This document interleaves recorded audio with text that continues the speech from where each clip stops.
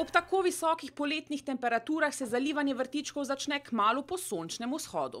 Ob 6, recimo, tudi pozneje, potem je pa hitro vroče in ne moramo več delati, zalivati se ne sme. Zemlja je suha, rastline potrebujejo vodo, dnevna poraba je različna. Enih 150 do 200 litrov. Eni zlivajo tako, eni tako. Šparamo, kolikor se da.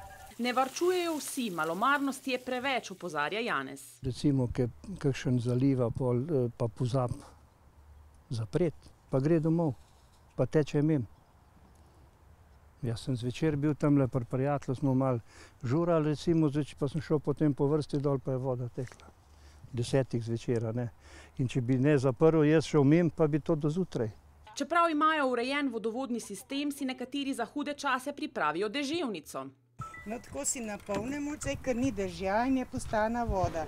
Potem pa ven, kolikor potem mrzle noter, da ni pre. Drugač pa tukaj deževenco strežemo, če zimo se je napolni. To bomo pa pol ugotavljali, če bo zmanjkalo. Omejitve oziroma prepovedi zalivanja pristojni za zdaj še niso izdali.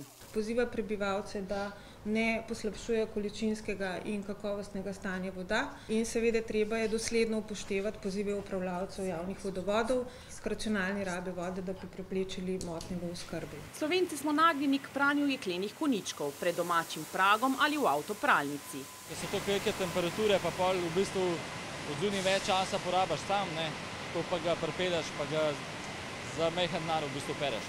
Dnevno operejo od 100 do 300 avtomobilov. Če 2 minuti porabiš za en avto, po moje kakšen kubik, ne vem, ali pa manj. V hudem sušnem obdobju, v pomanjkanju vode in prepovedih pa morajo tudi avtopralnice zapreti vrata.